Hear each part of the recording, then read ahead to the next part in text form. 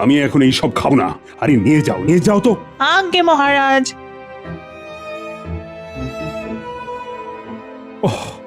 মন্ত্রীকে সেই কখন খবর পাঠিয়েছি, এখনো যে কেন আসছে না।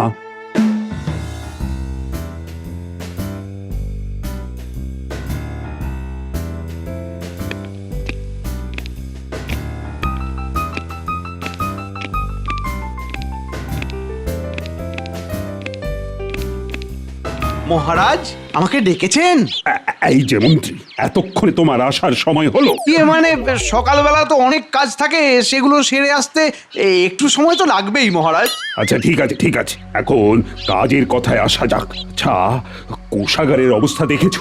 একেবারে শূন্য হয়ে গেছে। আচ্ছা, কি করে এমন হলো আমি তো কিছুই বুঝতে পারছি না। কারণ এই সব কিছুর পিছনে যে আমি কলকাঠি নাড়ছি মহারাজ। কি হলো মন্ত্রী, তুমি কিছু একটা বলো। মানে আমি আর কি বলবো মহারাজ, এটা তো হবারই ছিল। যা অবস্থা দেখছি তাতে যা মনে হচ্ছে কিছুদিনের মধ্যে কৃষ্ণনগরে অর্থাভাব শুরু হয়ে যাবে। কি বলছো মন্ত্রী? এটা হবার ছিল মানে? না না না না, তোমার কথা তো আমি কিছুই বুঝতে পারছি না। দেখুন মহারাজ, আপনাকে বাড়তি খরচ এই মুহূর্তে কমাতেই হবে। বাড়তি খরচ মানে? মহারাজ আমি হিসেব করে যা দেখেছি, আমাদের রাজকোষের অর্ধেক